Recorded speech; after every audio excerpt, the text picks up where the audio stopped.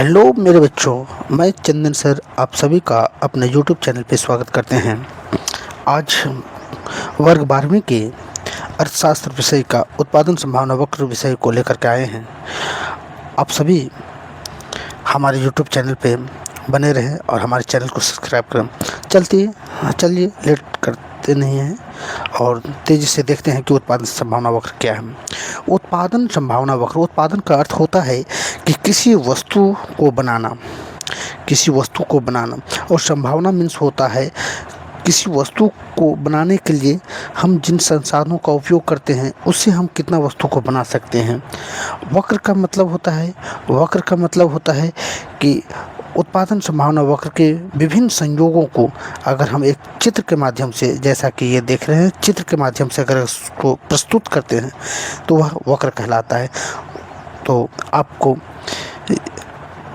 समझ में आ गई होगी। उत्पादन संभावना वक्र का मतलब अर्थ होता है कि दो वस्तुओं के विभिन्न संयोगों को दर्शाने वाली वह वक्र जिसमें सीमित संसाधनों का उपयोग करते हुए, तकनीक का उपयोग करते हुए जितनी वस्तुओं का निर्माण कर सकते हैं, अगर उसे एक चित्र में प्रस्तुत किया जाए तो उसे हम लोग उत्पादन संभावना वक्र कहते हैं। इससे कुछ मान्यताएं हैं। क्या मान्यताएं हैं? मान्यताएं हैं, पहला कि साधन स्थिर होनी चाहिए। स्थिर होने का मतलब होता है कि अगर आपके पास में अभी 1 केजी आटा है तो 1 केजी आटा से आप कितना रोटी बना सकते हैं? 5, 10, 20 रोटी बना सकते हैं। अगर कोई पूछे कि आप कितना रोटी बना सकते हैं तो आप 100 भी रोटी बना सकते हैं। आप कहीं और से आटा ला करके, 10 केजी आटा ला करके, 15 केजी आटा ला करके, जब साधन असीमित हो तो आप जितना चाहे बना सकते हैं। लेकिन वर्तमान की बात होती है, इसमें उत्पादन संभावना वक्र में हमेशा वर्तमान की बात होती है। वर्तमान की क्या बात होती है कि वर्तमान समय में मौजूद साधन और तकनीक का उपयोग करते हुए जितनी वस्तुओं को बना सकते हैं उसी को हम लोग उत्पादन संभावना वक्र कहते हैं। इसलिए इसकी कुछ मान्यताएं हैं। यह तब लागू होगा जब साधन स्थिर हो। दूसरा, तकनीक स्थिर हो। तकनीक मतलब जिस तकनीक के माध्यम से आप बना रहे हैं, मशीन, कलपुर्जे, टेक्नोलॉजी, ये सारी चीज़ स्थिर होने चाहिए।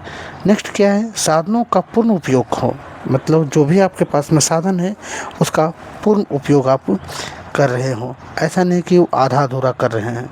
तो उससे क्या होगा कि मान लेते हैं कि 1 केजी आपने आटा का यूज किया, आप बनाते बनाते उसको गूंथते वगैरह 100 ग्राम आप बर्बाद कर दिए, तो फिर उससे 1 रोटी बन सकता था, 2 रोटी बन सकता था, तो उसका पूरा उपयोग नहीं हुआ। तो ऐसा नहीं, आपको साधन का पूरा उपयोग करना है। तीसरा क्या है कि सभी साधन समान रूप से कुशल नहीं होते हैं। ऐसे सभी साधन एक जैसा नहीं होते हैं, है ना।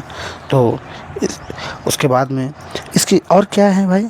इसकी विशेषताएं कुछ है। इसकी विशेषताएं पीपीसी, यहाँ पे लिखा हुआ है पीपीसी। पीपीसी का मतलब होता है प्रोडक्शन पॉसिबिलिटी कर्व।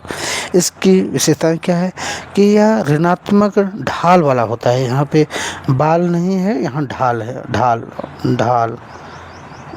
है ना, ढाल है, ऋणात्मक ढाल वाला होता है। ऋणात्मक ढाल का मतलब होता है यह नीचे की ओर गिरता हुआ रहेगा। जहाँ पे देखिएगा ये आपका जो है ये नीचे की ओर गिर रहा है ना, ये नीचे की ओर गिरा, ऊपर से नीचे मतलब बाएं से दाहिने नीचे की ओर गिर रहा है।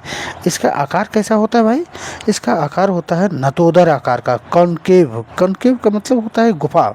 तो ये इसका जो है, इसका पेट जो होता है फूला हुआ रहेगा। देखिए पेट जो है उभरा हुआ रहेगा, मतलब बाहर की ओर रहेगा, है ना इसका, ठीक है। और यह इसका जो यह बढ़ती सीमांत अवसर लागत के कारण होता है। ऐसा क्यों होता है? ऐसा कारण होता है बढ़ती सीमांत की लागत। मतलब कहने का है कि अगर आप एक वस्तु का उत्पादन करते हैं तो दूसरा वस्तु का त्याग करना पड़ता है।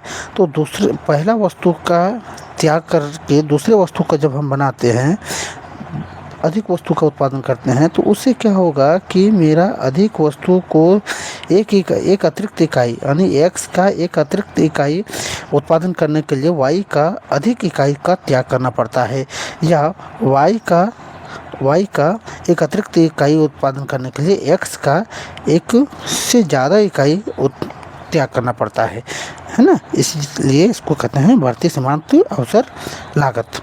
ठीक है, चलिए नेक्स्ट है यहाँ पे क्या है, इसके कुछ टर्म्स हैं। जैसे आपका क्या टर्म्स है, इसमें आपको सीमांत अवसर लागत भी पढ़ने को मिलता है। सीमांत अवसर लागत है ना, सीमांत अवसर लागत, मार्जिनल अपॉर्चुनिटी कॉस्ट। ठीक है, मार्जिनल अपॉर्चुनिटी कॉस्ट का मतलब होता है कि